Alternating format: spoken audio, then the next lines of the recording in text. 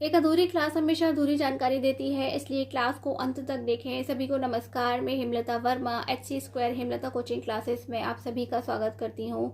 और आज का टॉपिक डिस्कस करने से पहले मैं आपसे कुछ कहना चाहती हूँ। जिन स्टूडेंट्स को जो भी डाउट्स आ रहे हैं, यानी कि जो भी टॉपिक समझ में नहीं आ रहा है या कोई क्वेश्चन उन्हें पूछना है चैप्टर से रिलेटेड, तो वह हमें कमेंट बॉक्स में पूछ सकते हैं। हम ऐसे स्टूडेंट्स के लिए एक डाउट सेशन रखेंगे, जहां हम पूरे चैप्टर के दौरान इन्हें जितने भी प्रॉब्लम्स आए हुए होंगे और वह उन्हें दोबारा समझना चाहते हैं, तो हम अपने डाउट सेशन में उन सभी टॉपिक्स को दोबारा लेकर के आएंगे और उन्हें दोबारा फिर से समझाएंगे। तो प्लीज़ आप हमें कमेंट करके ज़रूर बताएं कि आपको किस किस टॉपिक्स में या किस चैप्टर के अंदर किस टॉपिक में क्या प्रॉब्लम हो रही है। तो आप प्लीज़ कमेंट करें, क्योंकि कमेंट किए बिना हमें नहीं पता चलेगा कि आपको क्या प्रॉब्लम हो रही है। अब हम आज की बात करते हैं। तो आज की क्लास में हम क्या करेंगे, जो हमारा कार्बन है या उसके जो बने हुए कंपाउंड्स होते हैं, उनके और क्या प्रॉपर्टीज़ होती हैं। जैसे हमने कंबस्चन पढ़ा, और कंबस्चन यानी कि दहन पढ़ा, उससे रिलेटेड सारे इंपॉर्टेंट फैक्ट्स जो थे, रियल लाइफ के जो फैक्ट्स थे, उन सभी को हमने डिस्कस किया कंटिन्यूसली। और अब हम ऑक्सीडेशन पर आ गए हैं, यानी कि ऑक्सीकरण पे आ गए हैं।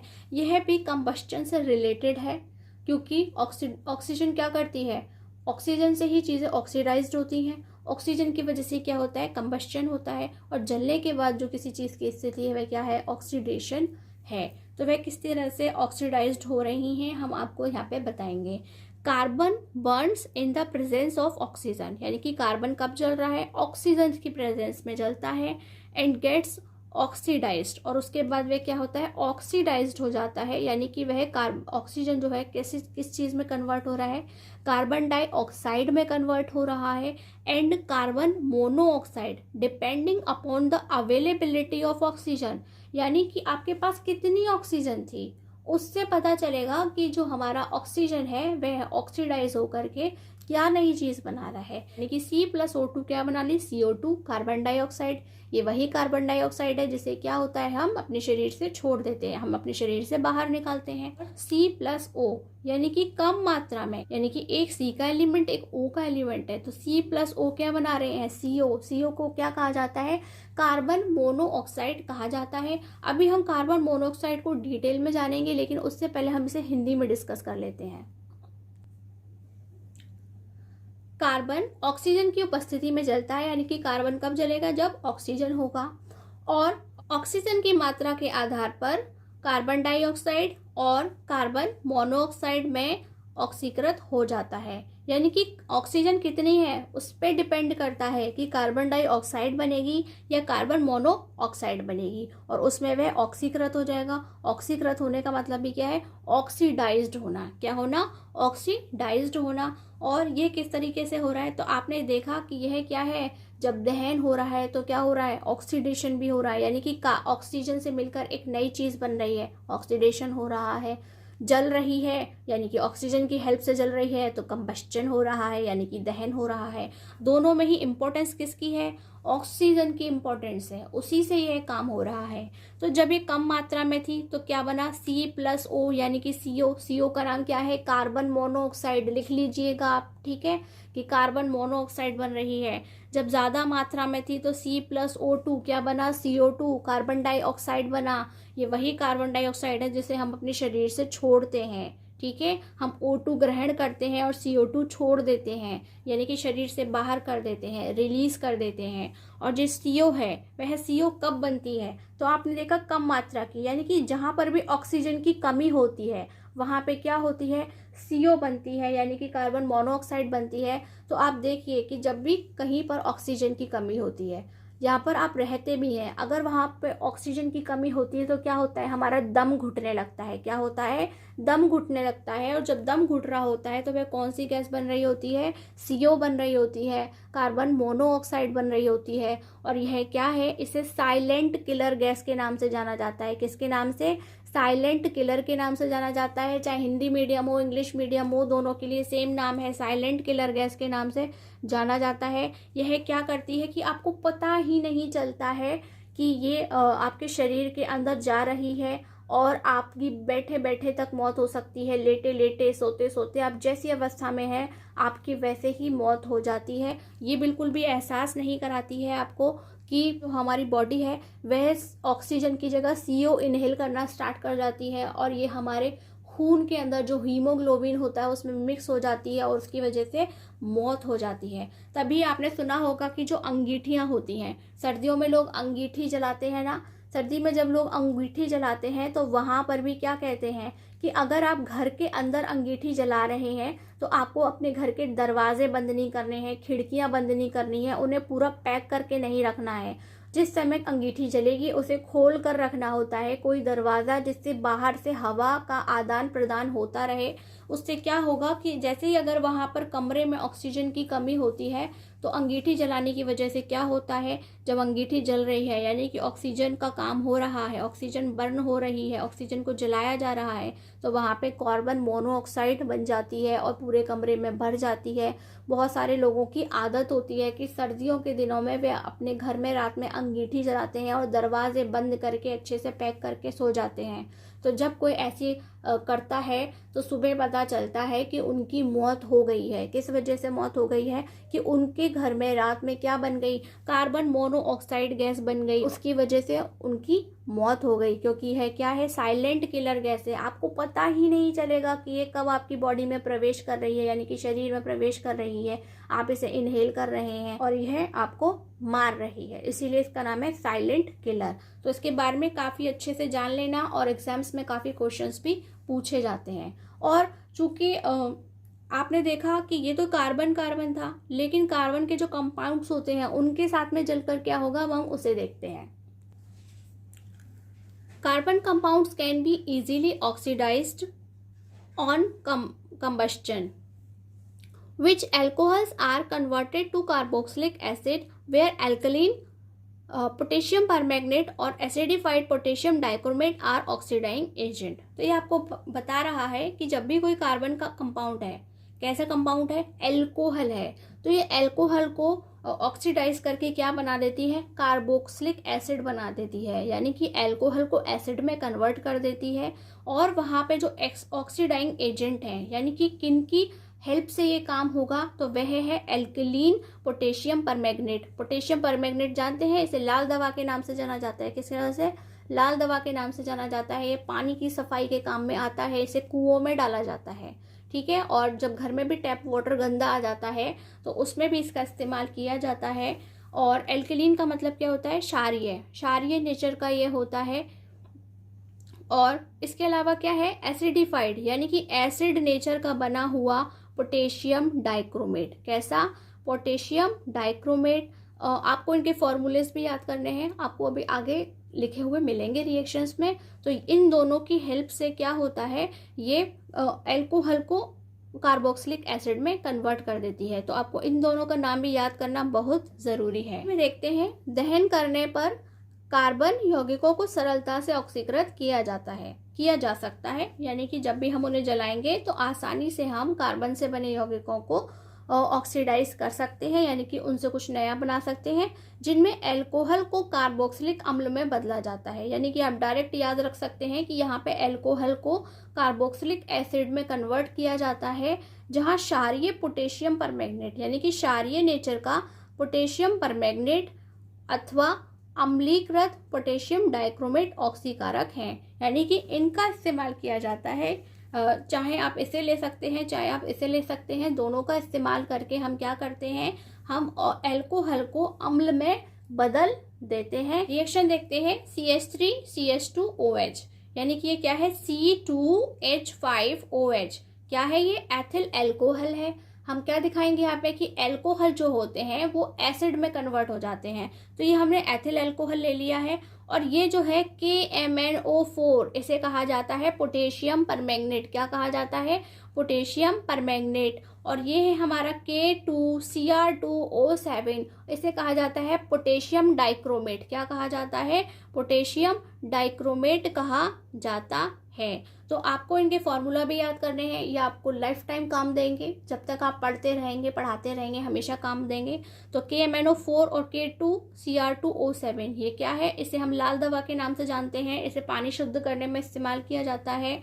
और उसके साथ क्या करते हैं, हम इन्हें हीट देते हैं, यानी कि इन्हें हम गर्म करते हैं। तो गर्म करने पर क्या होगा, जैसे ही हम इनके साथ मिक्स करके इसे गर्म करते हैं तो यह CH3COOH, यानी कि यह हमें एसिटिक एसिड देती है। क्या देती है? एसिटिक अम्ल देती है, एसिटिक एसिड देती है। और आपको पता होना चाहिए ये जो एसिडिक एसिड है या एसिडिक अम्ल है वह क्या है? ये एक खाने वाला एसिड है, यानी कि जिसे हम खाते हैं।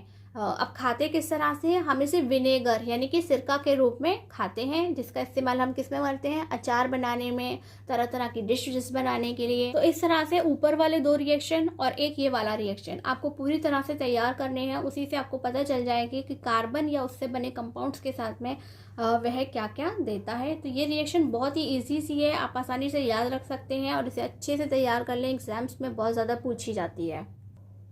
चलिए, नेक्स्ट रिएक्शन है एडिशन। हिंदी में कहते हैं संकलन। एडिशन आप नाम से समझ गए, यानी कि किसी चीज़ को जोड़ना।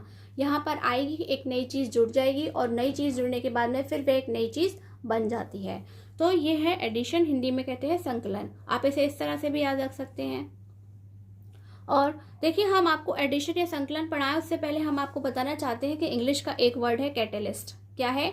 कैटेलिस्ट। और हिंदी में हम उसे क्या कहते हैं? हिंदी में उसे हम कहते हैं उत्प्रेरक। क्या कहते हैं? उत्प्रेरक। तो जब तक आपको ये नहीं पता होगा कि ये जो कैटेलिस्ट या उत्प्रेरक है वह होता क्या है, आपको नहीं समझ में आएगा कि एडिशन रिएक्शन में आखिर हुआ क्या, यानी कि संकलन रिएक्शन के अंदर, संकलन अभिक्रिया के अंदर हुआ क्या, हमें पता ही नहीं चलेगा। तो सबसे पहले हम ये जानते हैं कि जो हमारा कैटेलिस्ट यानी कि उत्प्रेरक है वह क्या होता है। तो इसे समझने के लिए हमें बिल्कुल भी कठिनाई नहीं होगी, लेकिन पहले समझना जरूरी है। तो मान लीजिए आप एक क्लासरूम में है ना, और आपके क्लासरूम के अंदर क्या है? टीचर है और स्टूडेंट्स हैं। तो जब तक आपकी क्लास के अंदर टीचर है तब तक आप कैसे रहते हैं? डिसिप्लिन में रहते हैं, अपना काम करते हैं। टीचर जो कहेगी वो करते हैं, लेकिन करते आप ही हैं। ठीक है? क्यों करते हैं? टीचर की मौजूदगी की वजह से आप डिसिप्लिन में रहते हैं और करते हैं। लेकिन सडनली वही टीचर क्लासरूम छोड़ करके चला जाता है, तो आप क्या करते हैं? आप अपनी मनमौजी करना, ठीक है, आप अपने मन की करना स्टार्ट कर देते हैं। अब हर बच्चा काम नहीं कर रहा होगा, इस बात की कोई गारंटी नहीं है।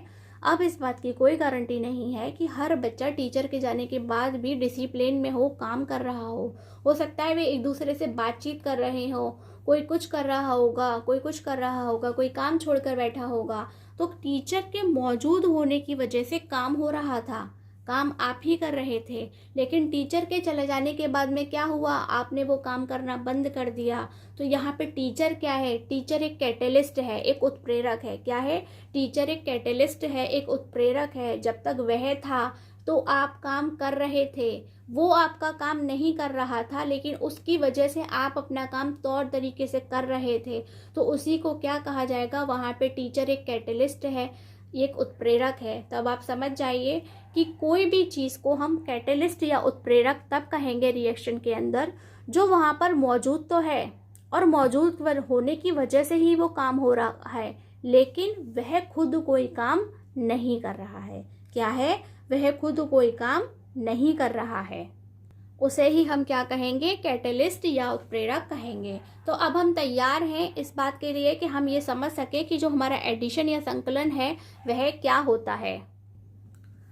अनसैचुरेटेड हाइड्रोकार्बन्स ऐड हाइड्रोजन, यानी कि जो अनसैचुरेटेड हाइड्रोकार्बन्स कौन से होते हैं? जो हमारे एल्कीन और एल्काइन होते हैं। ऐड हाइड्रोजन, उनमें क्या होता है? हाइड्रोजन जुड़ जाता है in the presence of catalyst such as palladium और निकिल, यानी कि कैटलिस्ट के रूप में वहाँ कौन है? निकिल और पैलेडियम है। यानी कि वह वहाँ मौजूद तो रहेंगे लेकिन रिएक्शन में कोई काम नहीं करेंगे। ठीक है? तो निकिल और पैलेडियम वहाँ पर मौजूद रहेंगे, लेकिन जो हमारा अनसैचुरेटेड हाइड्रोकार्बन है उसके अंदर क्या जुड़ जाएगा? हाइड्रोजन जुड़ जाएगा। और उससे क्या होगा? टू गिव सैचुरेटेड हाइड्रोकार्बन, और उसकी वजह से वह अनसैचुरेटेड से सैचुरेटेड हाइड्रोकार्बन यानी कि एल्केन में कन्वर्ट हो जाएगा। This reaction is commonly used in the hydrogenation. यह जो रिएक्शन है वह कहाँ पे इस्तेमाल की जाती है? हाइड्रोजिनेशन में। किसके? Of vegetable oils. तो ये वेजिटेबल ऑयल्स क्या होते हैं? तो जितने भी वेजिटेबल से ऑयल तैयार होते हैं, जैसे कि आपने देखा मस्टर्ड ऑयल, पीनट ऑयल, और इसके अलावा जो sunflower oil, sesame oil, olive oil, जितने भी ऑयल जो खाने के काम में आते हैं या लगाने के काम में आते हैं, वह किससे तैयार हो रहे हैं? जो वेजिटेबल से तैयार हो रहे हैं। उनको क्या करती है, ऑयल यूजिंग अ निकल कैटलिस्ट। तो ये उनके हाइड्रोजिनेशन में काम आती है। किस में काम आती है, उसके हाइड्रोजिनेशन में काम आती है, यानी कि उसकी लाइफ को सिक्योर करने के काम में आती है। तो आपने देखा कि ये जो कैटलिस्ट था पैलेडियम या निकेल, दो में से कोई भी एक इस्तेमाल कर सकते हैं, तो वह अनसैचुरेटेड हाइड्रोकार्बन को सैचुरेटेड हाइड्रोकार्बन में कन्वर्ट कर देता है। और रियल लाइफ में हम इसका एग्जांपल कहाँ देखेंगे कि ये जो है वेजिटेबल ऑयल के हाइड्रोजिनेशन में, देखिए जब भी हाइड्रोजन से कहीं पर रिएक्शन होती है तो हम उसे क्या कहते हैं, हाइड्रोजिनेशन कहते हैं। क्या कहते हैं, हाइड्रोजिनेशन कहते हैं। और अब हम इसे हिंदी में देखते हैं। पैलेडियम अथवा निकेल जैसे उत्प्रेरकों की उपस्थिति में, यानी कि पैलेडियम या निकेल है वह क्या है, उत्प्रेरक हैं, वह अभिक्रिया में है लेकिन उसमें भाग नहीं ले रहे हैं, यानी कि काम नहीं करेंगे। उपस्थिति में असंतृप्त हाइड्रोकार्बन हाइड्रोजन जोड़कर संतृप्त हाइड्रोकार्बन देते हैं। क्या करेंगे कि वह पहले असंतृप्त थे, यानी कि एल्कीन या एल्काइन के रूप में थे, और वहां जाके हाइड्रोजन जुड़ जाएगा। जुड़ेगा क्यों, हमारी रचना का ही नाम क्या है, एडिशन है, संकलन है, यानी कि जोड़ने का काम करेगा, और जुड़ करके वे संतृप्त हाइड्रोकार्बन देते हैं। निकेल उत्प्रेरक का उपयोग करके साधारणतः वनस्पति तेल के हाइड्रोजनीकरण में इस अभिक्रिया का उपयोग करते हैं। यानी कि निकेल का हम उस इस्तेमाल कहाँ कर रहे हैं, हाइड्रोजनीकरण में कर रहे हैं। यानी कि हाइड्रोजन जब किसी में ऐड होता है तो वह क्या हो रहा है, हाइड्रोजनीकरण हो रहा है। और किस जगह पे, वनस्पति तेलों में। वनस्पति तेल यानी कि ऑयल्स, किस तरह के ऑयल, जो हमें पेड़ पौधों से मिल रहे होते हैं, जैसे कि मूंगफली का तेल, तिल का तेल, और जैतून का तेल, सरसों का तेल, सोयाबीन का तेल। तो जितने भी तेल हमें मिल रहे हैं उन सभी को हम क्या बोलते हैं, वनस्पति तेल कहते हैं। और ये क्या कर रहा है, उनका हाइड्रोजनीकरण कर रहा है। क्या कर रहा है, हाइड्रोजनीकरण कर रहा है। और उसी को हम क्या कहते हैं, हमारी संकलन अभिक्रिया कहते हैं, और उसमें इसका इस्तेमाल किया जाता है। तो अब हम इनके रिएक्शंस देख लेते हैं। देखो शॉर्ट में याद रखने के लिए मैंने लिख दिया है अनसैचुरेटेड हाइड्रोकार्बन, और ये निकेल और पैलेडियम है। और रिएक्शन किसके साथ हो रही है, H2 जो गैस है उसके साथ में हो रही है। H2 गैस को प्रवाहित किया जा रहा है और वह किस में कन्वर्ट हो जाता है, सैचुरेटेड हाइड्रोकार्बन, यानी कि यह क्या थे, असंतृप्त हाइड्रोकार्बन को संतृप्त हाइड्रोकार्बन में बदलता है। और अब हमने नेक्स्ट लाइन में इसका फॉर्मूला भी लिख दिया है। तो यहाँ हमने एक एल्कीन ले लिया है, यहाँ पे 2 कार्बन्स हैं, यानी कि ये क्या बन गया, हमारा एथीन बन गया। क्या बन गया, एथीन बन गया। और ये एथीन के साथ में H2 ऐड हो जा रहा है। जैसे आपने देखा कि यहाँ पे भी डबल बॉन्ड है। अब ये यहाँ पे H का एक एक मॉलिक्यूल यहाँ पे जुड़ जाएगा और इसका एक एक बॉन्ड खत्म हो जाएगा। तो इस तरह से ये किस में कन्वर्ट हो जाएगा, एल्केन में कन्वर्ट हो जाएगा। किस में, एल्केन में बदल जाएगा। और इसे ही क्या कहते हैं, एथेन कहते हैं। तो जो हमारा एथीन है वो एथेन में कन्वर्ट हो जाता है। और अगर हम वापस रियल लाइफ पे चलते हैं तो क्या कहेंगे हम कि जो हमारा वनस्पति तेल है यानी कि वेजिटेबल ऑयल है, यह उसे किस में कन्वर्ट कर रहा है, वनस्पति घी में कन्वर्ट कर रहा है, यानी वेजिटेबल घी बनता है। तो आप सोचेंगे कि ये वनस्पति घी क्या होता है, तो आपने देखा होगा पुराने समय के लोग इसका इस्तेमाल ज़्यादा किया करते थे। तो ये कैसा होता है कि गर्मियों के अंदर भी जमा हुआ होता है, एकदम सख्त ठोस हार्ड सा होता है। और इसे खाने के इस्तेमाल में हम नहीं लेते हैं क्योंकि ये बहुत ही हानिकारक होता है। कैसा होता है, हानिकारक होता है, सेहत के लिए बहुत ही हानिकारक होता है। और ये पर इसे बनाया क्यों गया, ये जो वनस्पति तेल है एक समय के बाद खराब हो जाता है, तो वह खराब ना हो इसलिए इसमें निकेल के प्रेजेंस में हाइड्रोजन गैस को प्रवाहित करा देते हैं, इसमें हाइड्रोजन गैस छोड़ देते हैं। उससे क्या होता है, ये वनस्पति घी यानी कि वेजिटेबल घी बन जाता है। लेकिन ये हानिकारक है, सेहत के लिए बहुत हानिकारक है। इस तरह की बनी हुई कोई भी चीज़ हमारे लिए बहुत हानिकारक होती है जिसमें H2 गैस का इस्तेमाल किया गया हो। और देखने की बात यह है कि पता नहीं इसे क्यों बनाया गया। जब ये चीज़ ऑलरेडी ख़राब है तो हम इसे स्टोर करके भी क्या करेंगे, जो चीज़ खाने लायक नहीं है उसे स्टोर करने का भी कोई मतलब नहीं है। तो इसे हम इस्तेमाल कहाँ करते हैं, इसे इस्तेमाल करते हैं जब हमारे कहीं चोट लग जाती है। कैसी चोट लग जाती है, कोई इंजरी हो जाती है, आपने देखा आपको स्प्रेन आ गई, पैर में मोच आ गई, स्वेलिंग हो रही है, सूज कर मोटा हो गया है, तो जो देसी नुस्खे होते हैं, है ना, जो हमारी होम रेमेडीज़ होती हैं, घरेलू नुस्खे होते हैं, उसमें क्या करते हैं, पान के पत्ते पे उस घी को लगाते हैं गरम गरम को, और उसके बाद उसको लगा देते हैं, तो उससे जो हमारी स्वेलिंग है वह कम हो जाती है। तो वहाँ हम इस वेजिटेबल घी का इस्तेमाल, यानी कि हमारे वनस्पति घी का इस्तेमाल करते हैं, लेकिन ये खाने के लायक नहीं होता है। ठीक है, ये सिर्फ मालिश के लायक है, चोट पर लगाने के लायक है, और इसी से ही हम एडिशन रिएक्शन को इजीली रियल लाइफ से कनेक्ट करके याद रख सकते हैं। नेक्स्ट और लास्ट हमारी जो रिएक्शन है वह है सब्स्टिट्यूशन रिएक्शन, यानी कि प्रतिस्थापन अभिक्रिया। देखिए, जब हमने आपको सैचुरेटेड और अनसैचुरेटेड यानी कि असंतृप्त और संतृप्त हाइड्रोकार्बन पढ़ाए थे, तब भी हमने आपको बताया था कि किसके साथ में कैसे रिएक्शंस होते हैं। तो चलिए देखते हैं। इन द प्रेजेंस ऑफ सनलाइट, ये कब होंगे, जब सनलाइट प्रेजेंट हो, बिना सनलाइट के यह नहीं होगा। द एडिशन ऑफ क्लोरीन और हाइड्रोकार्बन्स, यह क्या है, यहाँ पर भी एडिशन होगा of chlorine to hydrocarbons takes place, यानी कि जहाँ पे भी हाइड्रोकार्बन होगा वहाँ पे क्या आकर के जुड़ जाएगा, वहाँ से जो हाइड्रोजन की जगह होगी वहाँ पर एक क्लोरीन आकर के जुड़ जाएगा, यानी कि बार बार हाइड्रोजन हटेगा, क्लोरीन आता जाएगा। Thereby chlorine replaces the hydrogen atoms one by one, और उस जो भी हमारा कंपाउंड होगा उसमें जितने भी हाइड्रोजन होंगे एक एक करके सब रिप्लेस होते जाएंगे, किससे, क्लोरीन से रिप्लेस होते जाएंगे। This is called substitution reaction, और उसी को हम क्या कहते हैं, सब्स्टिट्यूशन रिएक्शन कहते हैं, जहाँ पे क्या होता है, एक चीज की जगह कोई दूसरी नई चीज आकर के रिप्लेस हो जाती है, जहाँ जहाँ हाइड्रोजन तो सबकी जगह क्लोरीन आ जाएगी। और अब हम हिंदी में देखते हैं। सूर्य के प्रकाश की उपस्थिति में, सनलाइट यानी कि सूर्य के प्रकाश की उपस्थिति में यह अभिक्रिया सिर्फ तभी होगी जब सूर्य का प्रकाश हो, और क्लोरीन का हाइड्रोकार्बन में संकलन होता है, यानी कि क्लोरीन जो है वह हाइड्रोकार्बन में आकर जुड़ जाती है, जिससे क्लोरीन एक एक करके हाइड्रोजन के परमाणुओं को प्रतिस्थापित करती है। प्रतिस्थापित करने का मतलब क्या है कि बार बार क्लोरीन आएगा, हाइड्रोजन को हटाकर उसकी जगह ले लेगा। क्या करेगा, क्लोरीन आएगा, हाइड्रोजन को हटाकर उसकी जगह ले लेगा। इसको प्रतिस्थापन अभिक्रिया कहते हैं। इसे ही क्या कहा गया है, प्रतिस्थापन अभिक्रिया कहा गया है। इसे हम आपको करके भी दिखाएंगे किस तरह से ये जगह लेता है। ये देखिए, ये क्या है, ये मीथेन है और यहाँ पे क्लोरीन है। अब आपने मीथेन में देखा हाइड्रोजन है, यानी कि ये हाइड्रोजन जो है वह बार बार रिप्लेस होगा, किससे होगा, क्लोरीन से रिप्लेस होगा, यानी कि उसकी जगह ले लेगा। कब लेगा, जब यहाँ पे सनलाइट हो, यानी कि प्रकाश हो। तो यहाँ से हमने देखा कि एक बार में एक ही क्लोरीन का जो एटम है वो आके जुड़ेगा और एक ही हाइड्रोजन का वहां से उसकी जगह हट जाएगा। तो हमने देखा यहाँ पे हाइड्रोजन 4 थे और क्लोरीन 2 है, तो यहाँ से एक क्लोरीन कहाँ चला गया, इसके पास चला गया, तो ये हो गया CH3Cl।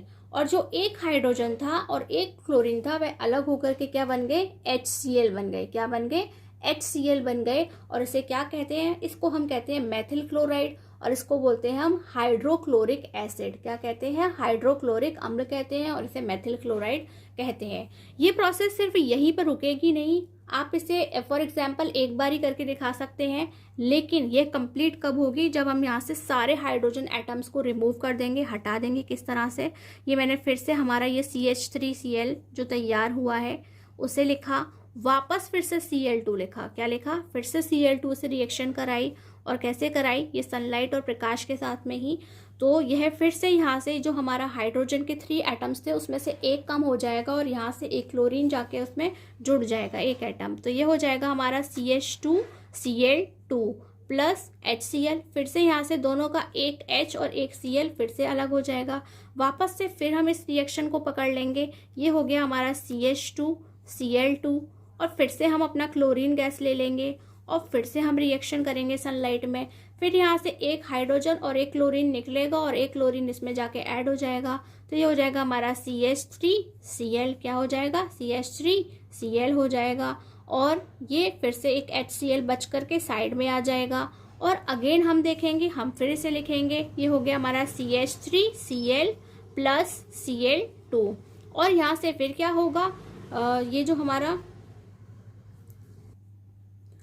फिर ये हमारा जो CH Cl3 है हमने यहाँ पे बनाया था, फिर हम Cl2 से रिएक्शन करेंगे तो ये जो हमारा लास्ट हाइड्रोजन एटम है वो भी रिमूव हो जाएगा। क्या हो जाएगा, ये CCl4 और यहाँ बचेंगे हमारे पास HCl।